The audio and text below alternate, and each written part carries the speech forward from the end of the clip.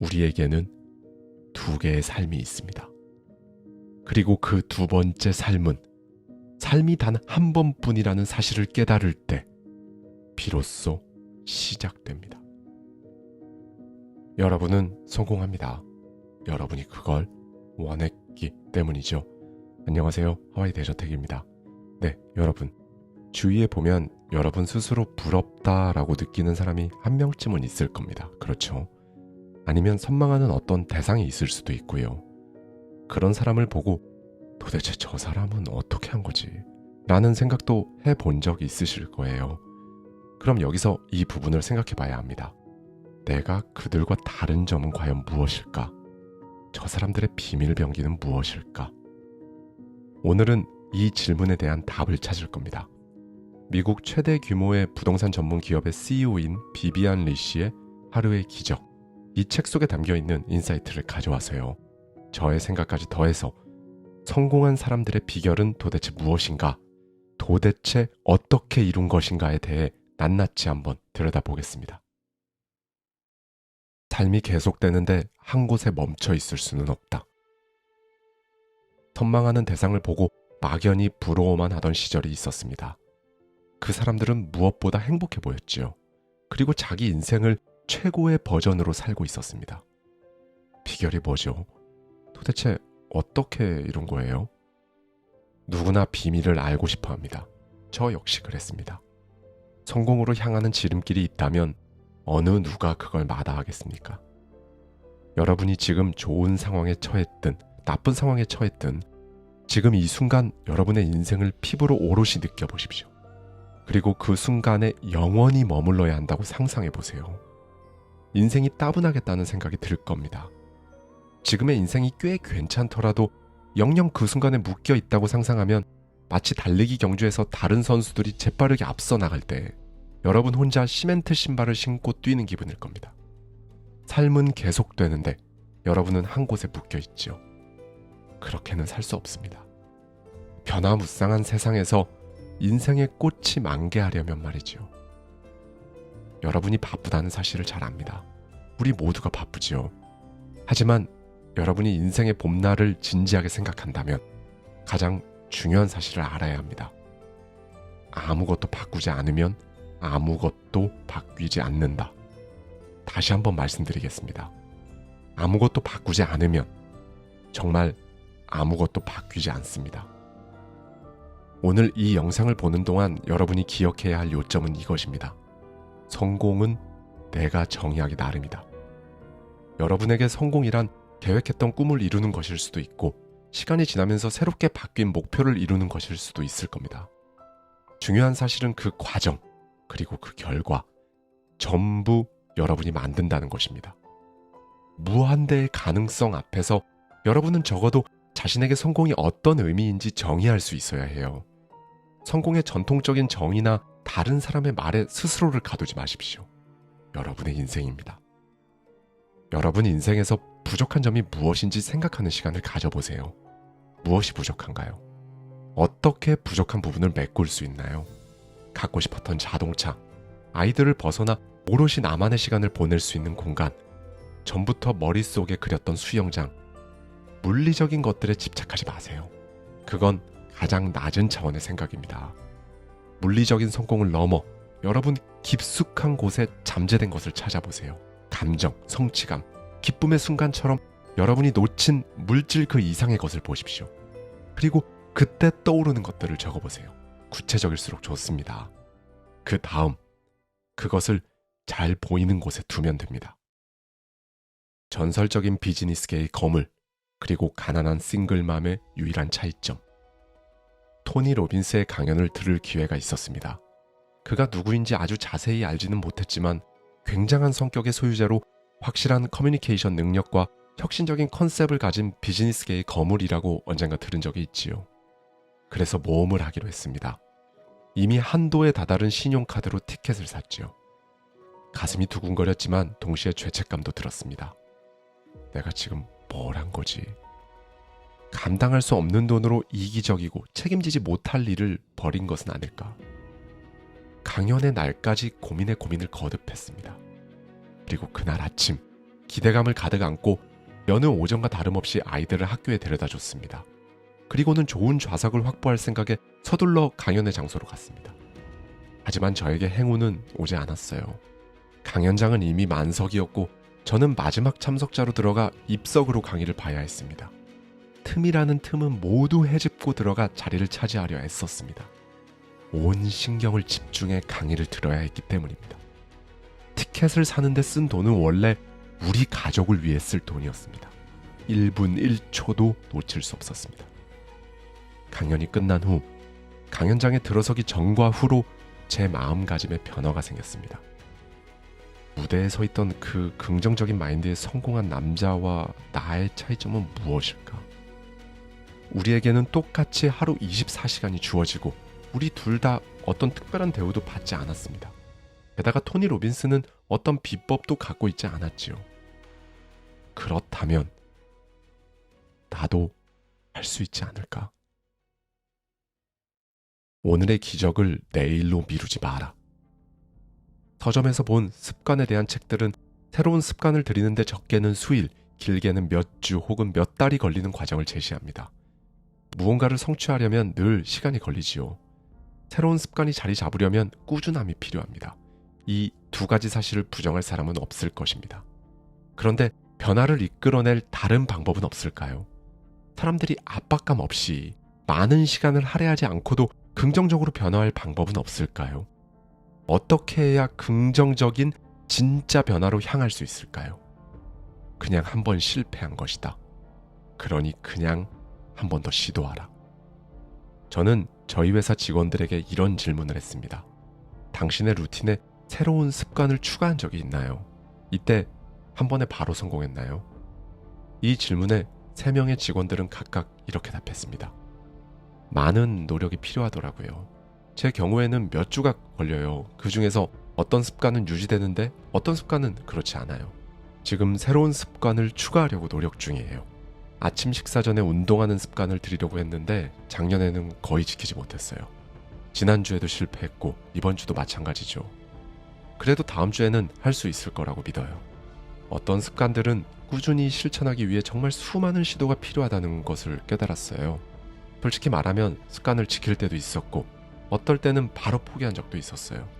그런데 만약 그 습관을 지키는데 성공했더라도 그 습관들이 오래 갔을까? 라는 의문은 듭니다. 질문에 답한 직원들은 새로운 습관을 기르는데 어려움을 겪었으며 몇 번 시도한 후 포기한 경험을 했습니다. 여러분 얘기를 하는 것 같으신가요? 우리는 모두 인간이잖아요. 시도하기도 하고 실패하기도 합니다. 그리고 또 시도하지요.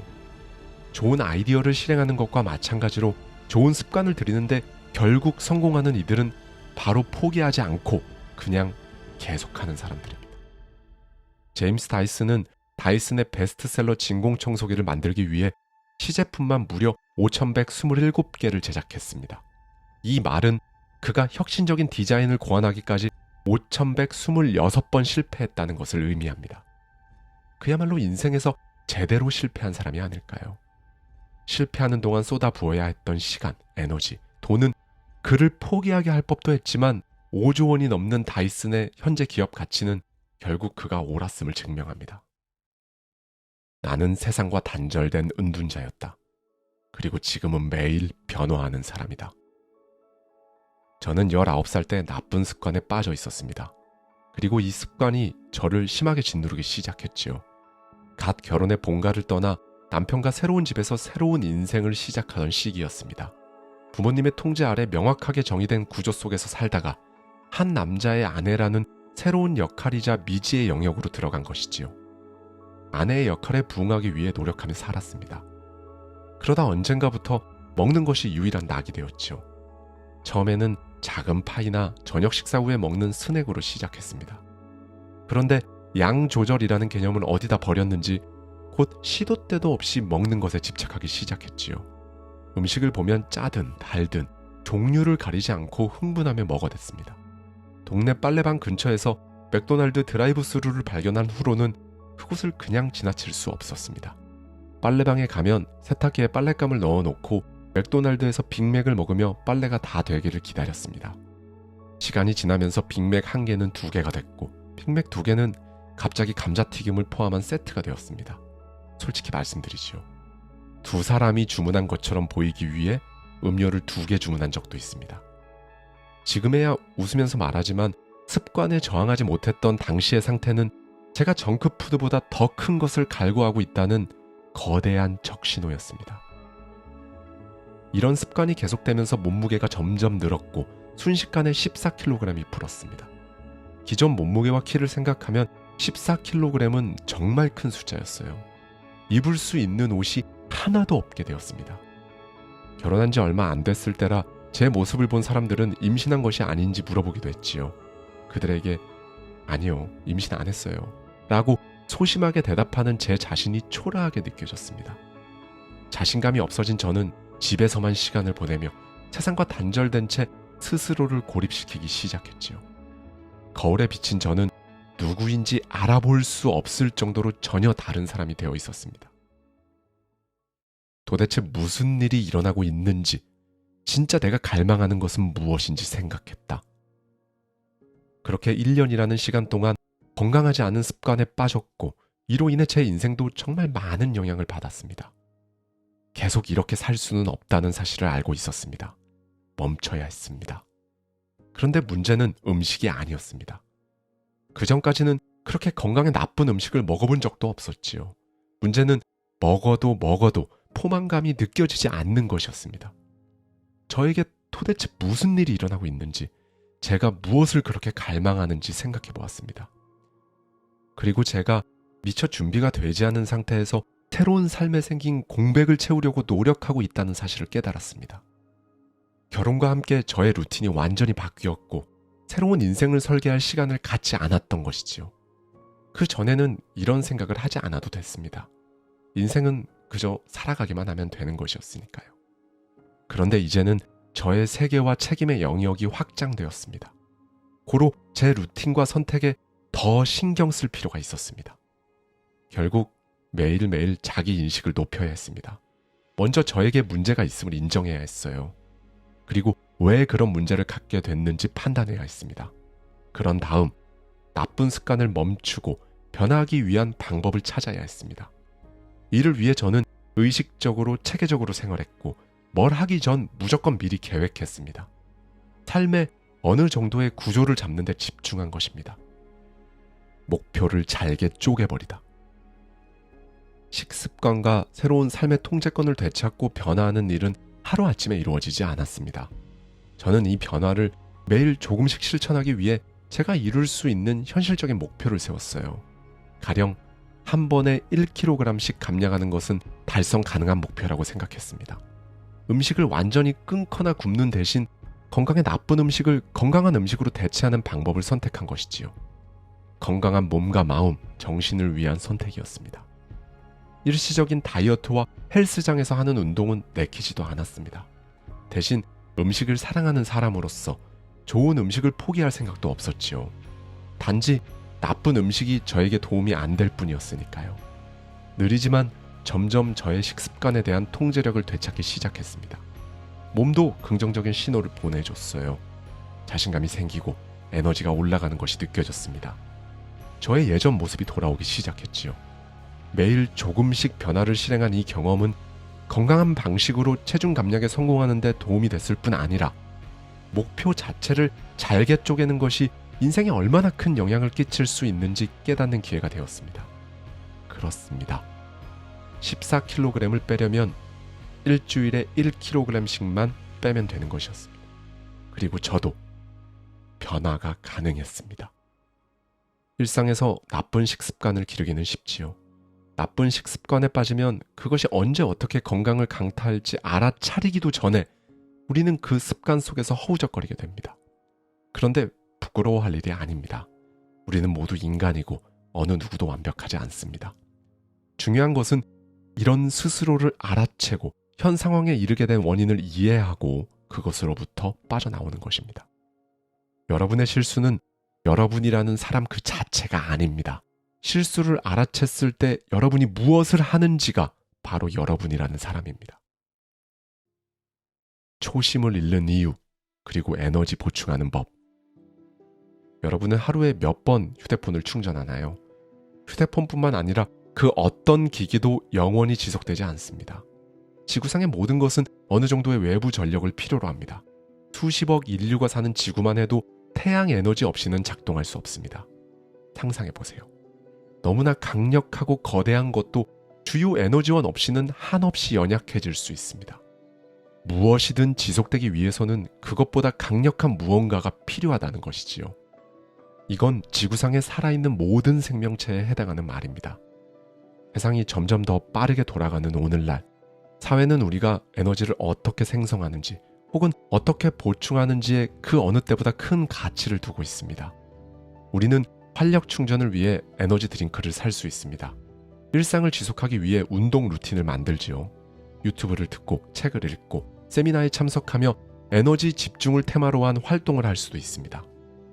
그런데 우리는 에너지원을 보충하면 할수록 뒤처지지 않기 위해 남들을 따라해야 한다는 생각에 사로잡히는 것 같습니다. 셀럽에 중독된 오늘날의 가장 대표적인 예로는 카다시안 따라잡기가 있겠지요. 소셜미디어는 세상에 무한한 에너지가 존재하며 그것이야말로 성공의 열쇠라고 믿게 만듭니다. 우리는 자연스레 이런 과장 광고에 설득되고 자신을 타인들의 비현실적인 에너지 기준에 끼워 맞춰요. 나 빼고 모두가 최고로 활력이 넘치는 인생을 살 수 있는 열쇠를 쥐고 있다고 믿으며 특별한 보충제, 한 요가 수업, 에너지바가 남들을 따라잡을 수 있게 도와주는 마법의 약이 될 것이라 믿습니다. 하지만 결국 에너지를 다 소진하고 당혹감과 실망감을 느낄 뿐입니다. 정신을 붙잡고 한 요가를 하느라 많은 시간을 썼건만 어째서 에너지를 유지하는 데 실패할까? 에너지바는 왜 나한테 활력을 주지 못할까? 카페인도 정말 계속 먹으면 면역이 생기는 건가? 식습관과 운동에서 활력을 찾는 사람이 많습니다. 이 두 요소가 에너지 수준과 전반적인 건강에 확연한 차이점을 가져다 주는 것은 사실입니다. 하지만 이것이 열정의 모든 것 또는 대부분을 감당해 주지 못합니다. 저라고 해서 특별한 운동 루틴을 갖고 있는 것은 아닙니다. 하지만 5분간의 스트레칭을 위해 매트에 몸을 누이는 저의 소박한 운동 루틴은 매일 저에게 주어지는 24시간을 열심히 움직이게 하는 동력이라는 것을 저는 잘 알고 있습니다. 물론 좋은 보충제, 좋아하는 커피 한 잔, 귀를 사로잡는 팟캐스트, 영감을 주는 책, 동기부여 세미나 등 이 모든 것이 도움이 될 수 있습니다. 게다가 기운을 돋우는 음료수를 말하자면 끝도 없을 정도로 많은 제품이 있지요. 여러분, 여기서 중요한 건 이것입니다.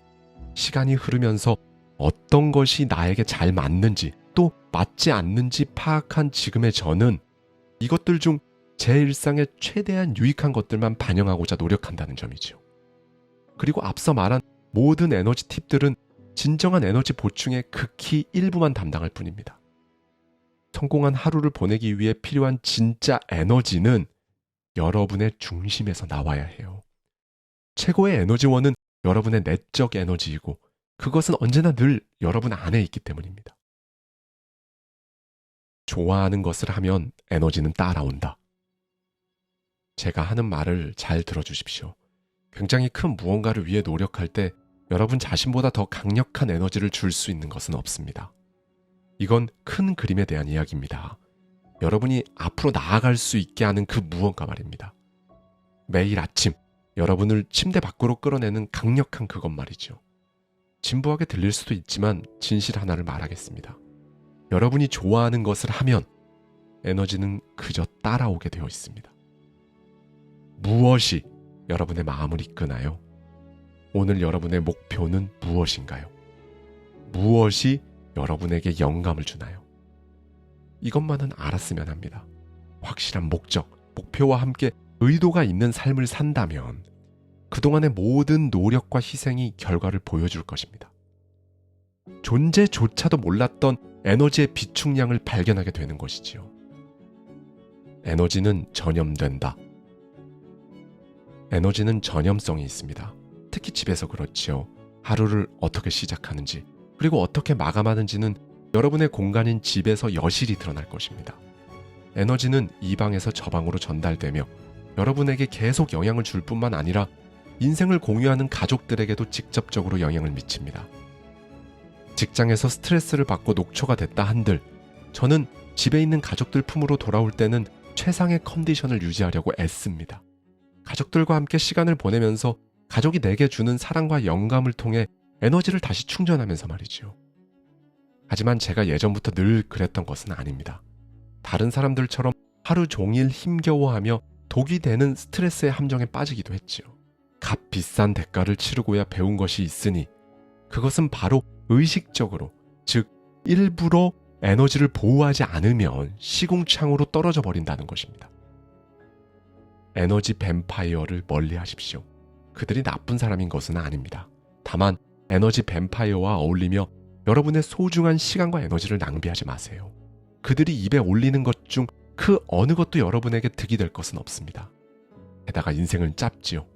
타인에게 친절하십시오. 타인이 잘 되기를 바라십시오. 그리고 이제 여러분 자신의 일을 생각하세요. 여러분과 아무 상관없는 타인이 아닌 여러분과 관련된 일에 신경을 쓰십시오. 의도적으로 에너지를 끌어올릴 비상대책 4가지. 앞서 말했듯 열정이 있으면 에너지가 생기기 마련입니다. 그런데 만약 여러분에게 에너지를 주는 열정을 찾지 못했다면 어떻게 해야 할까요? 여러분은 무엇으로 충전될 수 있을까요? 여러분이 신속하게 에너지를 끌어올릴 수 있는 전략 4가지를 간단히 말씀드리겠습니다. 첫째, 찬물 샤워를 하세요. 제가 쓰는 비결을 하나 말씀드리면 찬물로 샤워를 하는 것입니다. 농담이 아니에요. 찬물 샤워는 혈액순환을 촉진하며 맑은 정신을 유지하도록 도와줍니다. 스트레스 지수를 감소시켜서 면역 체계를 개선하고 체중 감소에도 효과적입니다. 생각만 해도 몸이 으스스 떨리지만 이 모든 장점을 고려하면 단 1분이라도 좋으니 찬물 샤워를 여러분의 샤워 루틴에 추가해볼 가치가 있을 것입니다. 둘째, 마음이 편안해지는 나만의 의식을 마련하세요. 유독 깊게 영감을 받아 휴대폰에 급히 메모했던 좋은 문구를 읽거나 나중에 들으려고 저장해놨던 동기부여 오디오를 듣는 것이 될 수도 있습니다.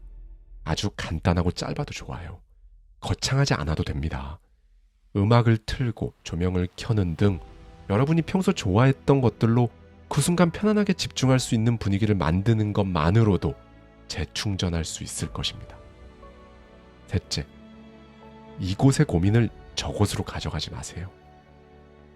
에너지를 끌어올리는 것만큼이나 중요한 것이 에너지를 유지하는 것입니다. 제가 말씀드릴 3번째 비결은 바로 에너지 유지에 관한 것입니다. 퇴근해서 집에 갈 때는 직장에서 있었던 문제를 절대 들고 가지 말라고 말하고 싶습니다. 집에서든 직장에서든 외부에서 있었던 문제거리를 들고 가는 습관을 들이면 스스로에게 딴 생각을 해도 된다는 핑계를 줄 뿐더러 여러분이 가져온 나쁜 에너지가 집 내부에 있던 긍정적인 에너지를 방해하기 때문입니다.